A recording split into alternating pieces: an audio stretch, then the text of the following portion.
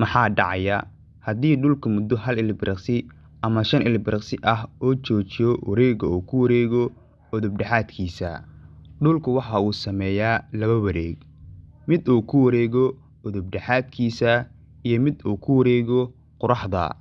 Kan uu ku wareego udub-dhexaadkiisa ay ku qaadataa muddo 23 saacadood iyo 56 daqiiqo ah inuu hal wareeg sameeyo, taasoo abuurta maalinta iyo habeenka, halka ay ku qaadato muddo 365 maalmood inuu hal mar ku soo wareego qoraxda, taasoo samaysa sanadka.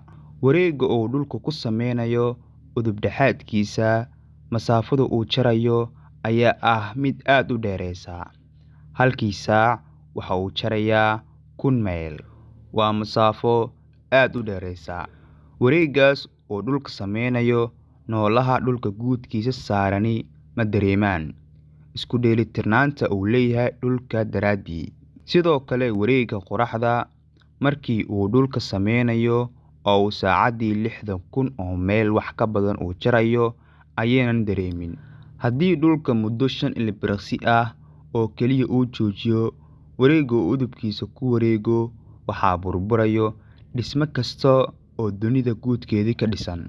Waxaa dhacaya dhul-gariiro badda gunteeda ka soo qarxaya, duufaanno iyo badaha ayaa fatahaya dhulka oo baabi'inaya wax kasta oo beriga saaran.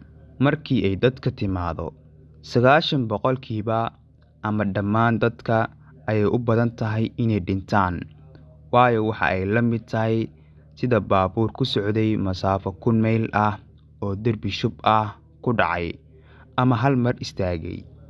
Dadka ku jirana aysan xirnayn suunka baabuurka oo waxa ay ka baxayaan wajahada hore oo waa ay dhimanayaan. Dadka guryaha ku jira, sida baabuur xawaare sare ku socday oo bariiq qabtay oo kale, ayay daaqadaha ka baxayaan iyo muraayadaha. Haddii kalena derbiyaha ay ku masaxmayaan. Haddii aad bannaan joogtidna, dhisme dumay ayay u badan tahay inuu ku dilo. Haddii aad duur joogtana, dhul-gariir ama biyaha badda ayay u badan tahay inay ku dilaan.